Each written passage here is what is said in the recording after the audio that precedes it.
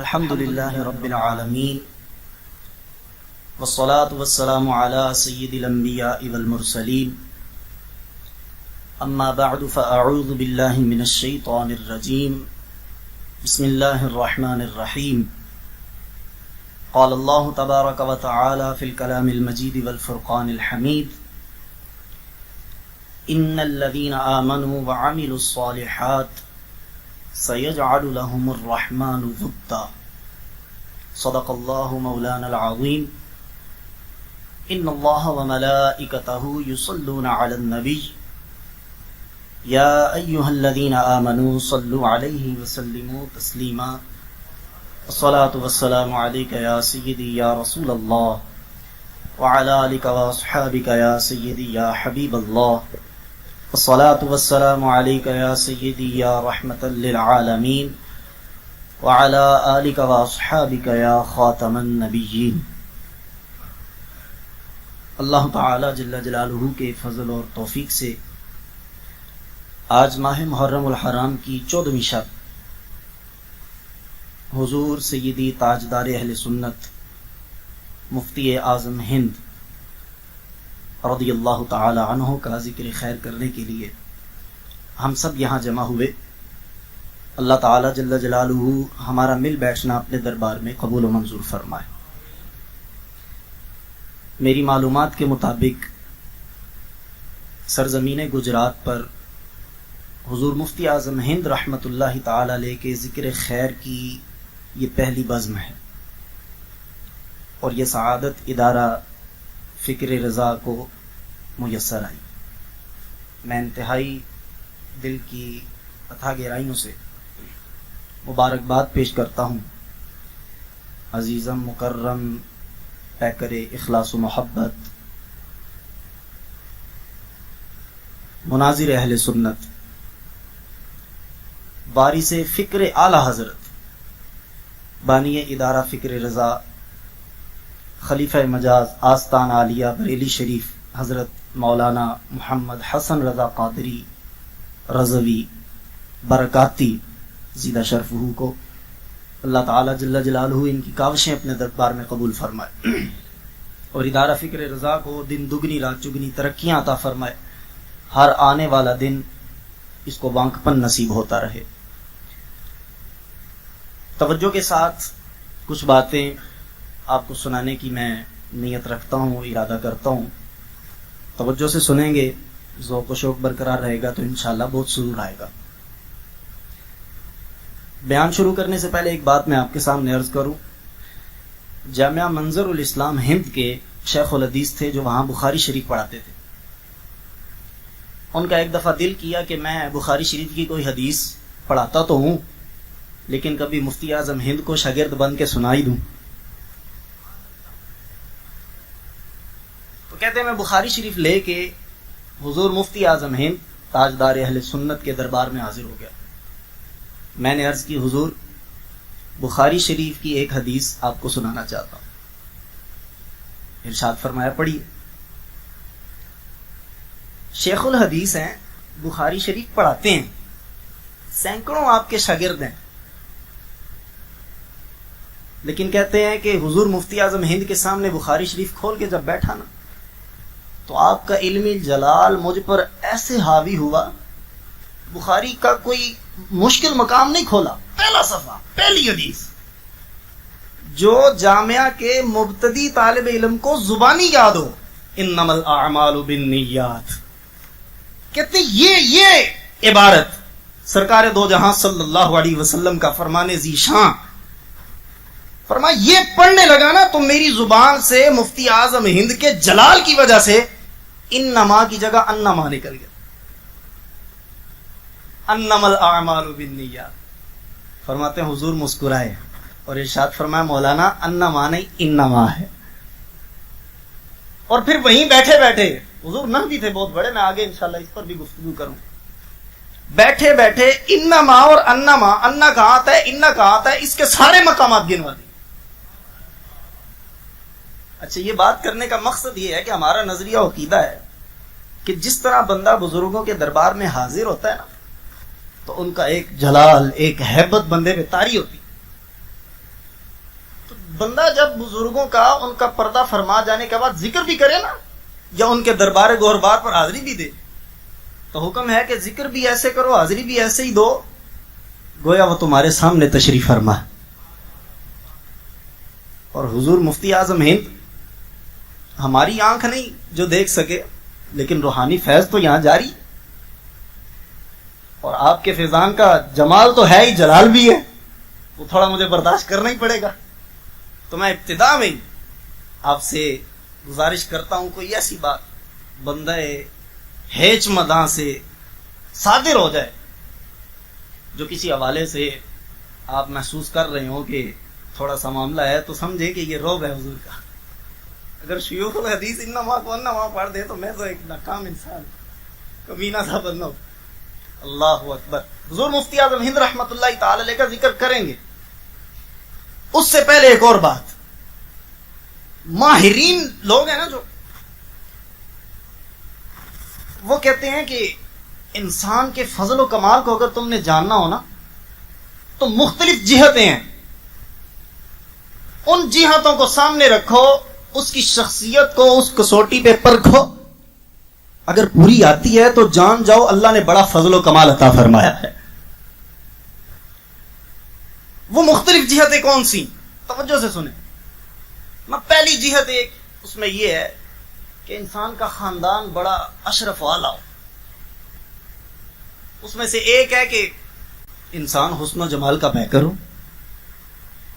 ایک ہے کہ اس کا مطالعہ بڑا وسیع ہو، تبحر علمی۔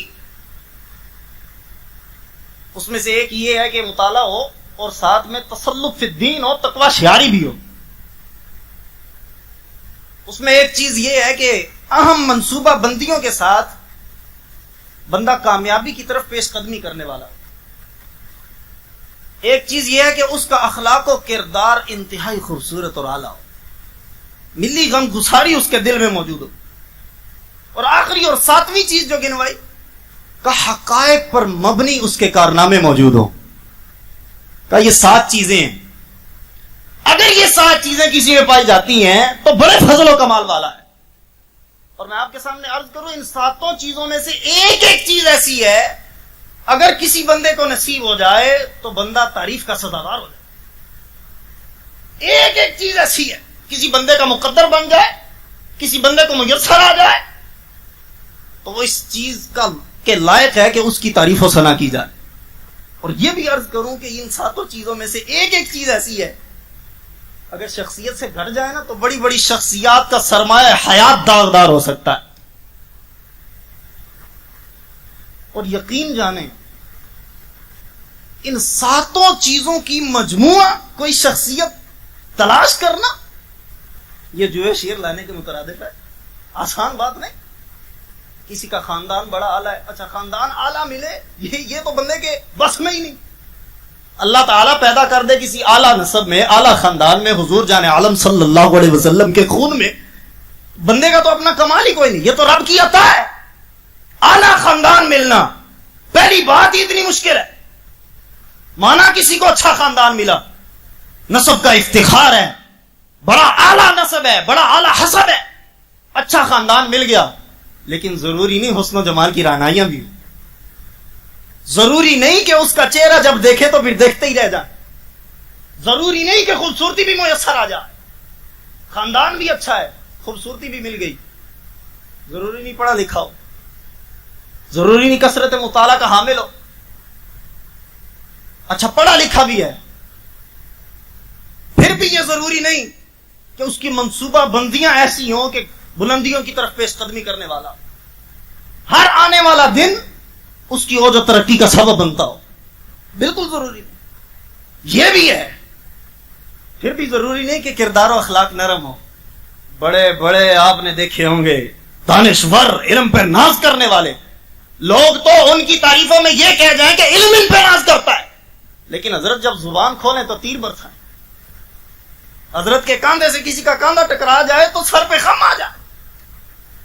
ضروری نہیں کردار اچھا ہو، ضروری نہیں اخلاق اچھا ہو، ضروری نہیں مسلمانوں کا درد دل میں بسا ہو، یہ بھی مانا۔ پھر بھی ضروری نہیں کہ تسلط فی الدین مل جائے، خوش عقیدگی مل جائے، تقوی شیاری نصیب بن جائے، بڑے بڑے علم والے ابن سقا جیسا انجام آپ نے پڑھا. یہ بھی مانا، پھر بھی ضروری نہیں کہ اس کے ایسے کارنامے واقعی حقیقتاً موجود ہوں جن کو بندہ پڑھے تو اشش کر اٹھے. لیکن خدا کی قسم، بغیر کسی ملمہ سازی کے، بغیر کسی مبالغہ آرائی کے، بندہ ناچیز ڈنکے کی چوٹ پہ بمانگے دوہر یہ بات کرتا ہے. اگر مفتی اعظم ہند علیہ رحمہ کی شخصیت کو سامنے رکھا جائے اور یہ ساتوں باتیں گنوائی جائے نا، آپ کا نسب اللہ اکبر اعلی حضرت کے بیٹے ہیں، کندھار سے چھوڑ کے ہند کو دینی معاملات میں بسانے والا خاندان ہی ان کا ہے. اگر ان کے آباء و اجداد نہ آتے تو احیاء دین اور تجدیدی کارنامے جو دین اسلام کے اندر 14ویں صدی میں ہوئے وہ ہندوستان کا مقدر بنتے ہی نہ. کیسا اعلیٰ نسب ہے. بیٹے حضور مفتی اعظم ہند کا تذکرہ نا، مفتی ابن مفتی ابن مفتی ابن مفتی، خود مفتی، والد مفتی، دادا مفتی، ان کے باپ مفتی. اللہ اکبر. خوبصورتی کی بات کروں، گورا چہرہ جس پہ جلوے آ آ کے پھر جاتے ہیں، گورا چہرہ جس پہ جلوے آ آ کے پھر جاتے ہیں، آؤ تم کو بھی ہم ایک ایسی صورت دکھاتے ہیں. خوبصورتی اللہ اکبر. آپ کے معتقدین تو کہیں گے بڑے سونے، آپ کے مریدین تو کہیں بڑے پیارے، آپ کے متوسلین تو کہیں گے بڑے خوش نما ہیں. لیکن کلکتہ سے واپسی ہے، اسٹیشن پر ٹرین رک گئی، انتظار ہے، تھوڑی دیر ہو گئی، حضور بار تشریف لائے، ساری بینچیں بھری ہوئی، لوگ مسافر جمع ہیں. حضور کے لیے فرش پہ مسند بچھا دی گئی، تشریف رکھی، بیٹھنے کی دیر ہے، ساری بینچیں خالی ہو گئی، لوگ آپ کی زیارت کے لیے جمع ہو جاتے. قریب لوگ موجود کہنے لگے اب پتا چلا کہ جب عرس ہوتا ہے لاکھوں لاکھ لوگ آتے ہیں، حضور کا دیدار کرتے ہیں، کسی محفل میں حضرت بیٹھ جائیں تو لوگوں کی نگاہیں آپ کے چہرے انور پر جم جاتی ہے. وہ تو معتقدین تھے، لیکن یہ تو سارے مسلم بھی نہیں، کوئی مسلمان ہے، کوئی غیر مسلم ہے، کوئی اپنا ہے، کوئی پرایا ہے، لیکن حضور مفتی اعظم ہند کے دیدار کو پنجے اٹھا اٹھا کے ایک نظر دیکھنا نصیب ہو جائے. اللہ اکبر. ایسی حکایات موجود ہیں. حضور مفتی اعظم ہند رحمت اللہ تعالی علیہ کا دیدار کر کے کافر مسلمان ہو جاتے تھے. اللہ اکبر. اور ایک لکھنے والے نے لکھا، جب آپ اپنے ہاتھ میں عصا پکڑ کے اپنے جسم اقدس پہ خوبصورت لباس سجا کے اور سادہ امامہ باندھ کے، امامہ باندھتے نہیں لپیٹتے تھے، لیکن لگتا ایسے تھا کہ امامہ ایسے ہی لوگوں کے لیے وضع کیا گیا ہے، ایسا خوبصورت، اور ہاتھ میں رومال ڈال کے یہاں ہاتھ رکھ کے جب چلتے نا تو لکھنے والے لکھتے ہیں ہمیں ہمارے ایمان کے اندر جلا بخشی محسوس ہوتی اس بات کو سوچ کے کہ مصطفیٰ رضا اتنے خوبصورت ہیں، مصطفیٰ مدینے والے کتنے خوبصورت ہیں.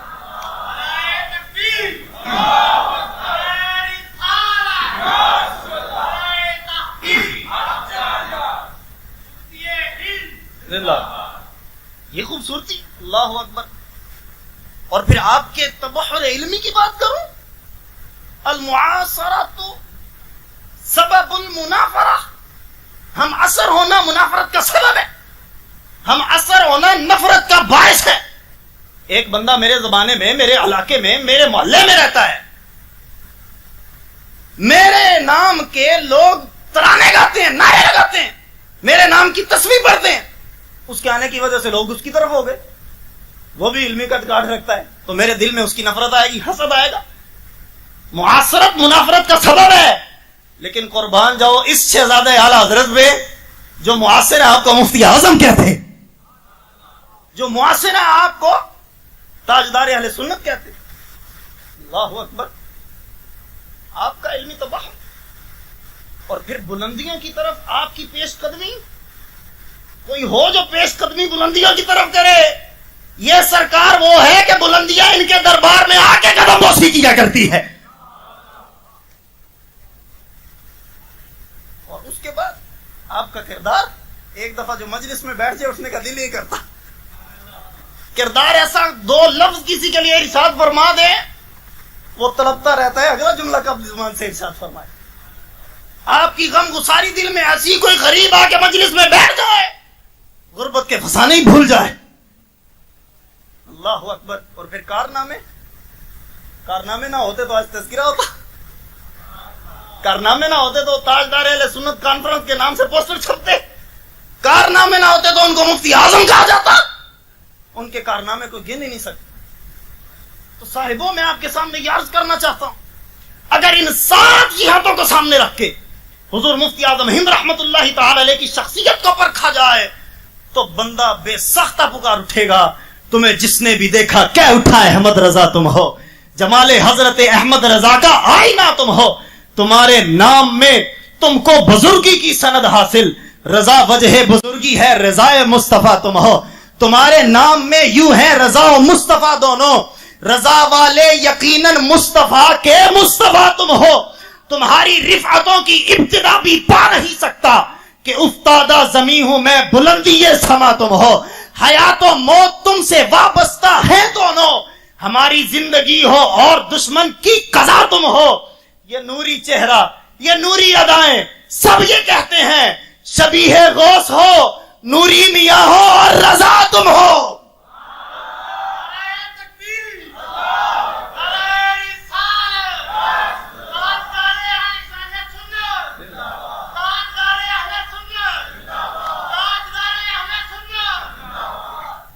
حضور مفتی اعظم ہند رحمت اللہ تعالی علیہ اللہ اکبر کبیرہ.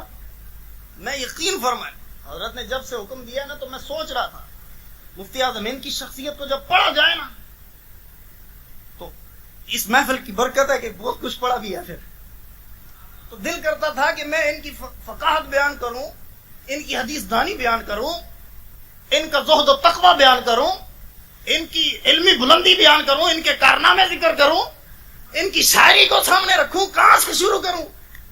محبت میں آ کے ہم نے سوچا جھکائیں سر کو کہاں سے پہلے. ہر ایک ذرہ پکار اٹھا یہاں سے پہلے. وہ شخصیت ہی ایسی ہے یار خدا کی قسم. لیکن ایک ناطق سی ترتیب دی ہے اس کے مطابق میں کچھ باتیں آپ کو سنانے کا ذوق رکھتا ہوں. سبحان اللہ. محفل آج بڑی پیاری ہے. اللہ تعالیٰ اسے مدینے کے 4 چاند لگائے اپنے دربار میں شرف قبولیت نصیب فرمائے. اللہ اکبر کبیرہ. سبحان اللہ. حضور مفتی اعظم ہند رحمت اللہ تعالی علیہ آپ کی ولادت باسعادت ایک بات کے پیچھے ایسا واقعہ ہے بندے کا دل دھمال ڈالنا شروع کر. اللہ اکبر. 22 ذی الحجہ حضور مفتی اعظم ہند رحمت اللہ تعالی علیہ 1310 ہجری میں آپ کی ولادت باسعادت ہوئی. اس کا اگر پس منظر بیان کروں نا حضور سیدی اعلی حضرت رحمت اللہ تعالی علیہ کے چمنستان میں 5 بیٹیاں اور 1 شہزادے. اور شہزادے بھی کون؟ یہ مفتی اعظم تاجدار اہل سنت ہے وہ حجت الاسلام ہے حضرت علامہ مفتی حامد رضا خان رحمت اللہ تعالی. اللہ اتنا بڑا شعر گھر میں موجود ہے. لیکن اعلی حضرت کہتے میرے دل میں خیال آیا کوئی ایسا بچہ ہو جو میری فکر کو لے کے آگے چلے میرے علوم کا وارث ہو جس دنیا وابستہ ہو دنیا کے اندر جہاں بھی جائے عقیدے و اعمال کی پختگی پیدا کر. ایسے بچے کی میرے دل کے اندر خواہش پیدا ہوئی. پہلے ہی رب نے بڑا دیا ہے لیکن کہتے دل میں خواہش آئی نا تو ایک رات گڑ گڑا کے رو کے خالق کائنات جل جلالہ کے دربار میں دعا کی مولا ایک ایسا بیٹا عطا فرما. اسی سال خالق کائنات جل جلالہ نے حضور مفتی اعظم ہند عطا کی. اور عطا کیسے ہوئے؟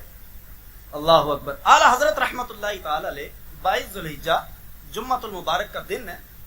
سیدی اعلی حضرت رحمت اللہ تعالی علیہ اپنے پیر و مرشد حضرت شیخ المشائخ شاہ آل رسول رحمت اللہ تعالی علیہ ان کے دربار میں حاضری کے لیے اور آپ کے شہزادے حضرت شیخ ابو الحسین نوری رحمت اللہ تعالی علیہ ان سے ملاقات کے لیے مارہرہ شریف تشریف لے کر حاضر ہوئے. وہاں پہنچے دربار شریف پہ حاضری دی اور حضرت شیخ ابو الحسین نوری رحمت اللہ تعالی علیہ سے آپ کی گفتگو چلی. علمی مذاکرہ ہوا رات 12 بجے تک. دونوں ہستیاں علمی مذاکرے کے اندر مشغول رہیں. ان کی گفتگو جاری رہی. پھر دونوں اپنے اپنے حجرے میں تشریف لے گئے آرام کرنے کے لیے. اسی رات حضور مفتی اعظم ہند کی ولادت ہوئی ہے.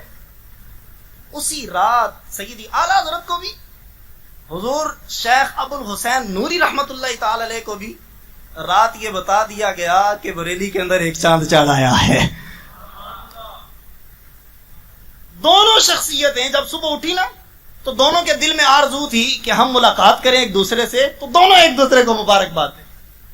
دونوں کی ملاقات ہوئی مسجد کے زینے پہ. حضرت شیخ ابو الحسین نوری دیکھ کے مسکرا رہے، اس مسکراہٹ پہ قربان جائے. اعلیٰ حضرت نے مسکراہٹ قبول کی. نماز ہوئی، نماز کے بعد مبارک دی.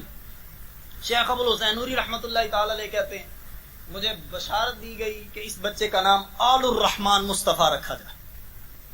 آپ سبحان اللہ فرمائیں. یہ اس لیے کہ آج تذکرہ بڑا پیارا ہے اور میں چاہتا ہوں کچھ سنا جاؤں آپ کو. اللہ اکبر. آپ کا نام بھی بڑا طویل ہے، اللہ کرے میں بغیر اٹک کے بیان کر سکوں، انشاءاللہ بتاؤں گا. اللہ اکبر. شخصیت اتنی بڑی ہے تو نام بڑا ہوگا.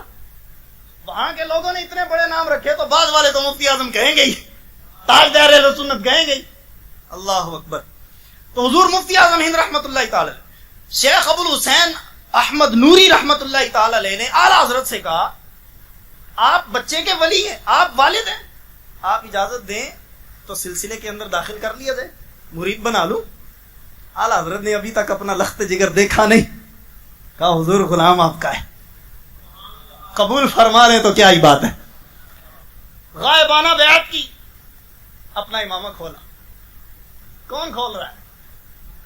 اللہ. اپنا امامہ کھولا، گھر سے ایک جبہ نکالا اور فرمایا یہ امانت ہے اس شہزادے کی، جب اس امانت کو لینے کا حامل ہو جائے تو پہنچا دی جائے. اعلیٰ حضرت وہاں سے روانہ ہوئے. شیخ ابو الحسین نوری رحمت اللہ تعالی علیہ کہتے ہیں کہ پہلی فرصت میں خود بریلی آ کے بچے کا دیدار کروں گا. غائبانہ بیعت ہو چکی، کافی ہے، تحفہ بھی مل چکا، بہت ہے. اور اس سرکار سے تو ریت کا ذرہ بھی بہت بڑا پہاڑ. وہ اگر وہ اپنی دستار اتار کے دیتے. سبحان اللہ. 6 ماہ اور 3 دن گزرے. حضرت ابو الحسین نوری رحمت اللہ تعالی علیہ ماں شریف سے بریلی شریف کا سفر کرتے. جس سے بھی پوچھو کہتا ہے پیاسا کنویں کے پاس جائے گا، لیکن یہ کیسا سمندر ہے، بے قرار ہے پیاسے کی تلاش میں. اپنا خانوادہ چھوڑ کے بریلی کی گلیوں کے اندر آ رہا ہے. اللہ اکبر. حضور تشریف لائے، بچے کو گود میں لیا. شہزادہ اعلیٰ حضرت کو کیا اپنی انگشت شہادت حضور مفتی اعظم ہند کے دہنے مبارک میں رکھی. زمانہ دیکھ رہا تھا گٹی دے رہے ہیں، لیکن کسی کو کیا پتا پس پردہ کتنے رموز و اسرار شہزادہ اعلیٰ حضرت کے سینے کے اندر ڈھیلے جا رہے. اللہ اکبر. اس کے بعد آپ نے پھر بیعت کی اور اعلیٰ حضرت رحمت اللہ تعالی علیہ کی گود میں جب دیا نا، فرمایا وجعل لی وزیرا من اہلی کی نظیر ہے. ایک اور بات سنو، یہ یہ اعلیٰ حضرت کا جو پیر خانہ ہے نا، یہ بڑے ڈاڈے لوگ ہیں.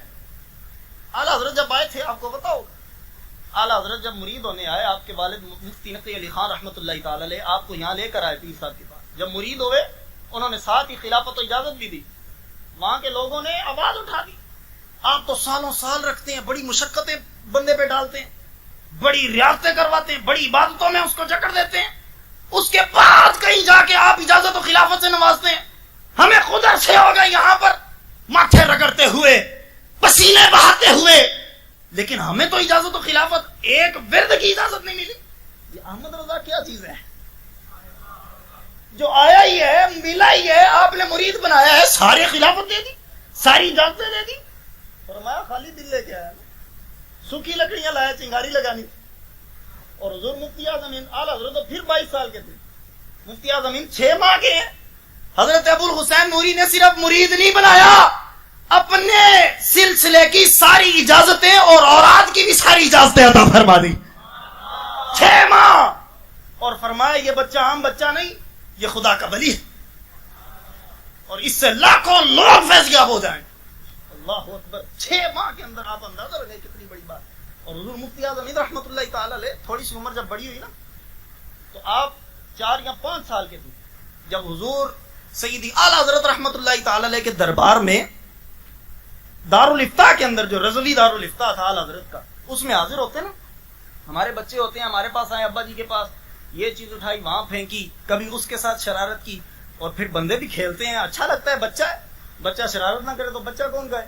لیکن حضرت اللہ اکبر 4 یا 5 سال کی عمر ہے، دارالفتاح میں قدم رکھا، نگاہیں جھک گئی، ہاتھ باندھ کے آگے آئے، اعلیٰ حضرت کے سامنے آتے، دوزانہ ہو کے سر جھکا کے بیٹھ جاتے، وہاں جو مفتی فتوے دے رہے ہوتے وہ فتوے لکھنا چھوڑ دیتے، مصطفیٰ رضا کی زیارت کرنا شروع کر دیتے، اور کہتے ہیں رب کی قسم ہمارا دل تو مچل جاتا ہے جب یہ بچہ دارالفتاح آتا ہے، ہم کہتے ہیں یہ بچہ نہیں، رب کا کامل ولی پیدا ہوا، یہ صرف بچہ نہیں، اللہ تعالیٰ کا ولی برگزیدہ، اللہ کا مقبول ہے۔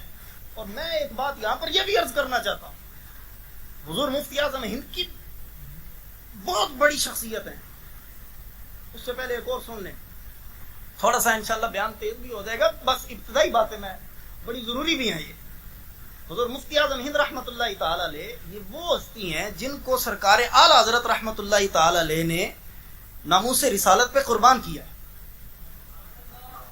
ہاں جی، یہ حقیقت ہے۔ وہ کس طرح؟ ایک واقعہ سناتا ہوں۔ حضرت ہمارے علماء فرماتے ہیں کہ جو مجدد ہوتا ہے نا وقت کا، وہ صرف علماء کی رہنمائی نہیں کرتا بلکہ اپنے دور کے اولیاء کے بھی رستے سیدھے کرتا ہے، اپنے دور کے اولیاء کی بھی ہدایت کا سامان کرتا ہے۔ اعلی حضرت رحمت اللہ تعالی علیہ کے دور میں ایک بزرگ تھے جن کو دھوکے شاہ کہا جاتا تھا۔ اس کی وجہ یہ تھی کہ ابھی یہاں بیٹھے ہیں تو اچانک غائب ہو جائیں گے، پھر واپس آ جائیں گے، مجذوب تھے۔ ایک مرتبہ وہ یوں کہ دارالفتاح میں آئے، اعلی حضرت سے کہا میاں تم کہتے ہو کہ سرکار دو عالم صلی اللہ علیہ وسلم کی سلطنت زمین پہ بھی ہے آسمان پہ بھی ہے؟ اعلی حضرت نے فرمایا صحیح ہے۔ کہنے لگے میاں زمین پہ ہمیں نظر آتی ہے، آسمان پہ دکھائی نہیں دیتی۔ اعلی حضرت نے فرمایا دکھائی نہیں دیتی ہے تو صحیح۔ کہ نہیں، جب دکھتی نہیں نا تو ہم کہتے ہیں ہے نہیں۔ اعلی حضرت نے فرمایا بزرگوں ہے۔ وہ مجذوب تھے، کہا نہیں۔ اعلی حضرت فرمایا ہے۔ غصہ کر گئے تو جلال تو اعلی حضرت کو بھی آتا ہے، اور پھر بات ہی ناموس رسالت کی ہو تو وہ تو کل کے رضا تھے، وہ کہتے ہیں نہیں۔ فرمایا ہے۔ ناراض ہو کے چلے گئے دارالفتاح سے۔ اچانک آپ کا خادم دوڑتا ہوا آپ کے پاس آیا، کہا حضور مصطفیٰ رضا آپ کا لخت جگر چھوٹا بچہ چھت سے نیچے گرا اور بے ہوش ہو گیا۔ گھر والوں کو پتا چل گیا، اعلی حضرت کی وہ مجذوب صاحب سے بن گئی ہے۔ اعلی حضرت گھر پہنچے، گھر والوں نے پکڑ لیا، بھئی آپ کو پتا ہے مجذوب بندہ ہے، چھوڑ دیں، جو بات کہہ رہا تھا مان جائیں۔ اب دیکھو مصطفیٰ رضا پہ کیا ہو گیا۔ سیدی اعلی حضرت نے تاریخی جملہ فرمایا، کہا اگرچہ دعاؤں سے مانگا ہے، اگرچہ اشک بہائے ہیں، اگرچہ شب بیداری کی ہے، اگرچہ آہ سحر گاہی کے پیچھے یہ میری بلکتی ہوئی سسکتی ہوئی آوازیں ہیں، پھر جا کے مصطفیٰ رضا ملا، لیکن سنو اگر ناموس رسالت کی بات ہے تو ایک مصطفیٰ رضا کیا، اعلی حضرت کے گلستان میں 1000 مصطفیٰ رضا ہوں، سارے قربان ہو جائیں، احمد رضا پھر بھی یہ کہے گا جس طرح مصطفیٰ کی سلطنت زمین پہ ہے اسی طرح آسمانوں پہ بھی۔ اللہ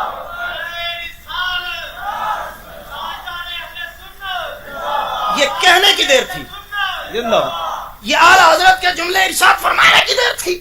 وہ مجذوب دوڑتے ہوئے حضرت کے دربار میں حاضر ہوئے، کہا احمد رضا بڑے ڈاکے ہو، جس رب نے ہمیں زندگی میں زمین کے اوپر مصطفیٰ کی سلطنت دکھائی تھی، تمہارے صدقے آج آسمانوں پہ بھی دکھا دی ہے۔ بزرگوں نے یہ جملہ بھی کہا ہی، بڑی تربیت ہے۔ زندہ باد۔ حضور نے ابھی یہ جملہ کہا ہی مصطفیٰ رضا بھی اٹھ گئے۔ اعلی حضرت نے فرمایا یہی تو بات، بس اتنی سی بات۔ یہ مصطفیٰ رضا خان نوری وہ ہیں جن کو اعلی حضرت رحمت اللہ تعالی علیہ نے ناموس رسالت مآب صلی اللہ علیہ وآلہ وسلم پہ قربان کیا، اور فرمایا ایک کیا 1000 ہو تو قربان۔ اور پھر جو ناموس رسالت پہ قربان ہوا ہو وہ سزاوار ہے اس بات کا کہ اس کو تاجدار اہل سنت کہا جائے، وہ لائق ہے اس بات کے کہ اس کو مفتی اعظم کہا جائے۔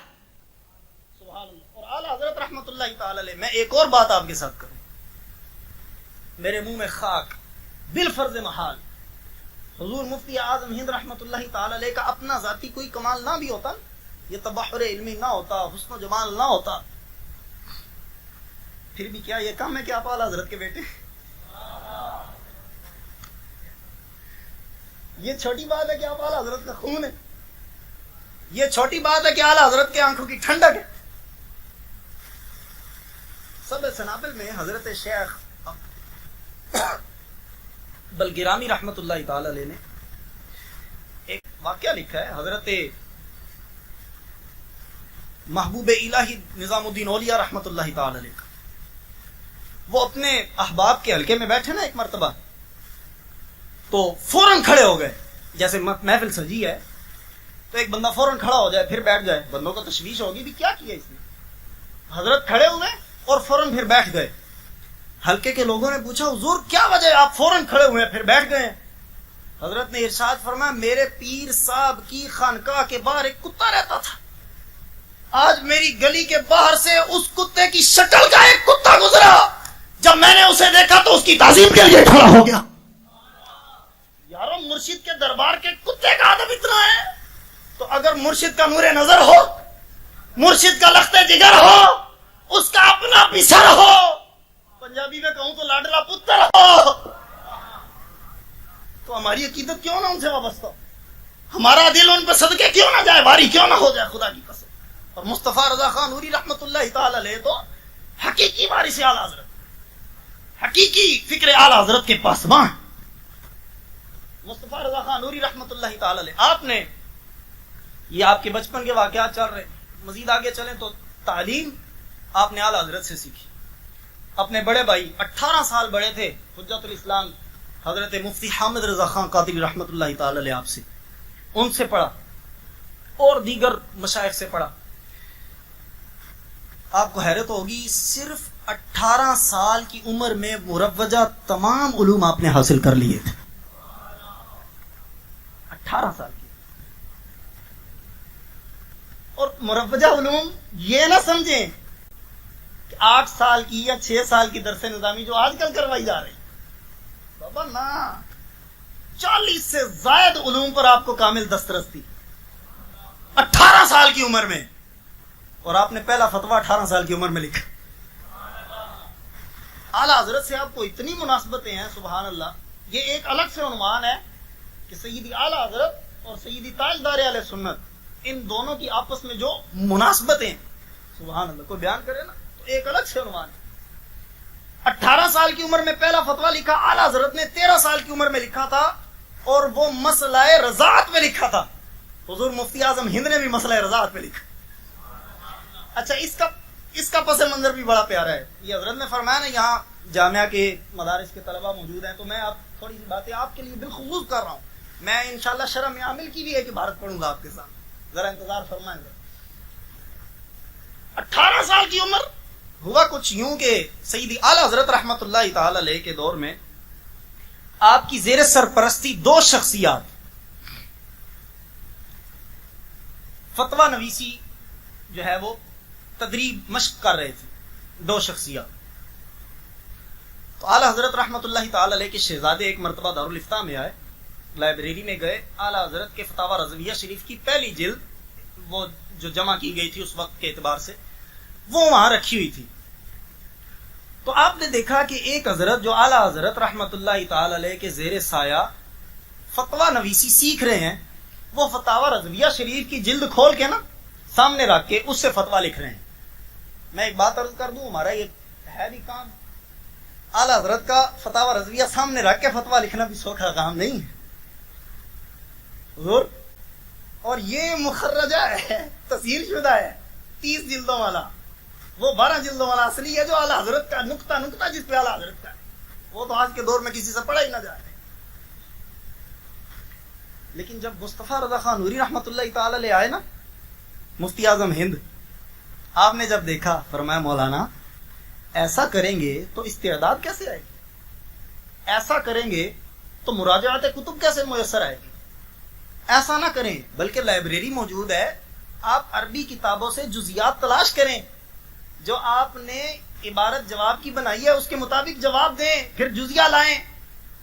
جو جواب کی عبارت بنائی اس کے مطابق جزیات لائیں تائید میں. اچھا وہ بھی پھر مصطفیٰ رضا خان کے ہم اثر تھے اور ہم مکتب تھے. انہوں نے کہا حضور اگر اتنا ہی سوکھا کام ہے تو آپ ہی لکھ دیں, آپ لکھ دیں. اچھا بیٹا ہو والا حضرت کا نہ کرے, ان کا تو سونا جاگنا ہی علم ہے. اللہ اکبر. انہوں نے فرما دیجئے, قلم کاغذ لیا اور لائبریری سے مسئلہ تلاش کیا, لکھنے بیٹھ گئے. اعلیٰ حضرت کا انداز ہے نا, کثیر جزیات لا کے اپنے موقف کو ثابت کرتے ہیں. رنگ چڑھا ہوا نا پورا پورا. فتویٰ لکھا رضاعت کے مسئلے پہ. سارے جب فتوے لکھتے تھے نا پورے دن کے اعلیٰ حضرت کے پاس جمع ہو جاتے تھے تصحیح کے لیے. کوئی محلے نظر میں جاتا تھا, کوئی چیک ہو جاتا تھا. تو یہ بھی فتویٰ پہنچ گیا. اعلیٰ حضرت نے خط دے کے پہچان لیا شہزادے کا ہے. اللہ اکبر. فرمایا کس نے لکھا ہے یہ فتویٰ؟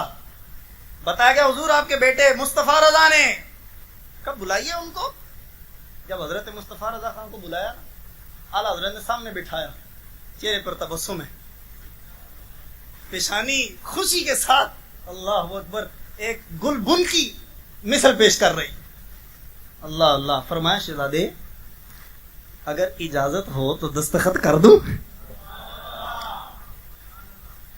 اللہ. اچھا میں ایک بات عرض کروں, یہ حضرت کی ماشاءاللہ بڑی تربیت اور بڑا آپ کا مزاج ہے. جب تک شعلے بیانی نہ ہونا تو بندے بولتے ہی نہیں. یہاں تو زبان سے لفظ نکالنے کی دیر ہے اور آپ ماشاءاللہ بڑا خوبصورت سنتے ہیں. اللہ آپ کو مدینہ دکھائے اسی ساتھ. اللہ. اعلیٰ حضرت نے فرمایا شہزادے دستخط کرو. پھر کیا لکھا؟ ھذا الجواب صحیح. یا اس طرح کی کوئی بھی عبارت جو مصدق لکھتا ہے فتوے کے نیچے, وہ لکھی, اپنے دستخط کیے. یہ کچھ چھوٹی بات نہیں, یقین کریں. اعلیٰ حضرت کسی کا فتویٰ پڑھیں, اعلیٰ حضرت جیسی نظر ہو, اس قدر نقاد آدمی, اور فتویٰ دیکھیں جو بندے نے پہلی دفعہ لکھا ہے. پہلی دفعہ لکھا ہوا فتویٰ کسی مصدق کے پاس جائے نا تو وہ نہ ہوتے ہوئے بھی کچھ اصلاح کرتے ہیں تاکہ یہ نہ آ جائے دل میں کہ پہلی دفعہ لکھا ہو تو میں کامیاب ہو گیا. لیکن اعلیٰ حضرت جانتے تھے تربیت یافتہ ہے, عجب پسندی قریب بھی نہیں آئے گی. فرمایا بچے دستخط کر دیے, جواب کی تصدیق بھی ہو گئی. آج مہر بنوا رہا ہوں, کل سے فتویٰ دیا کرنا. اللہ. آپ کے ہم اثر ابھی تدریب کر رہے, فتاوی رضویہ دیکھ دیکھ کے جواب لکھ رہے. مفتی اعظم ہند نے پہلا فتویٰ لکھا, اعلیٰ حضرت نے پاس کیا اور اگلے دن سے ہی فتویٰ دینا شروع فرما دی. اور آپ کے فتاوی اللہ اکبر کبیرہ, پوری زندگی فتویٰ نویسی کی. اور آپ کا کوئی وقت مقرر نہیں تھا فتویٰ لکھنے کا. جب بھی کوئی سوال آ جاتا تو آپ کوشش کرتے کہ پہلی فرصت میں ہی جواب دیا جائے. سیدی اعلیٰ حضرت رحمۃ اللہ تعالی علیہ کے پردہ فرما جانے کے بعد دو شخصیات تھیں رضوی دارالافتاء میں. ایک حضور صدر الشریعہ مفتی امجد علی اعظمی رحمۃ اللہ تعالی علیہ صاحب بہار شریعت, اور دوسرے مفتی اعظم ہند حضرت مصطفیٰ رضا خان نوری رحمۃ اللہ تعالی. یہ دو شخصیات تھیں جو بریلی دارالافتاء رضوی دارالافتاء میں فتویٰ دیا کرتی تھی. صرف دو شخصیات. اور چند سال گزرے, کچھ عرصہ گزرا تو حضور صدر الشریعہ اجمیر تشریف لے گئے. پھر اکیلے مصطفیٰ رضا خان نوری رضوی دارالافتاء میں فتویٰ دیتے تھے, اکیلے. اور یہ رضوی دارالافتاء ہے جہاں روز کے کبھی 400 500 فتوے آتے ہیں. اکیلے فتویٰ دیتے. اور کیا صرف فتویٰ ہی دیتے تھے؟ نہیں, فتوے کم دیتے تھے, آپ تعویذ زیادہ لکھتے تھے. بہت زیادہ تعویذ, بہت بڑے عامل تھے. اعلیٰ حضرت کے بارے میں آتا ہے, آج کسی کو ہرکارہ لکھنا آ جائے نا, نقش ہرکارہ, تو وہ بھی کہتا ہے ہاں پیر ہو گیا ہوں. اعلیٰ حضرت ایک تعویذ کو 25,000 طریقوں سے لکھنا جانتے تھے جی. اور حضور مفتی اعظم ہند رحمت اللہ تعالی علیہ نے تو خود تعویذ ایجاد کیے ہیں. ہاں جی, اتنے بڑے عامل آپ, بہت زیادہ. اچھا, آپ کے طلباء میں, آپ کے شاگردوں میں محدث اعظم پاکستان مولانا سردار احمد, آپ کے طلباء میں, آپ کے شاگردوں میں شارح بخاری مفتی شریف الحق امجدی رحمت اللہ تعالی, آپ کے شاگردوں میں صاحب فتاوی فیض الرسول مفتی جلال الدین امجدی رحمت اللہ تعالی, آپ کے شاگردوں میں شیر بے شیر اہل سنت مولانا حشمت علی خان رحمۃ اللہ تعالی آپ کے شاگردوں میں، اور مفتی شریف الحق امجدی جنہوں نے بخاری شریف کی شرح نزہۃ القاری لکھی ہے اور بڑی کمال لکھی ہے، بڑی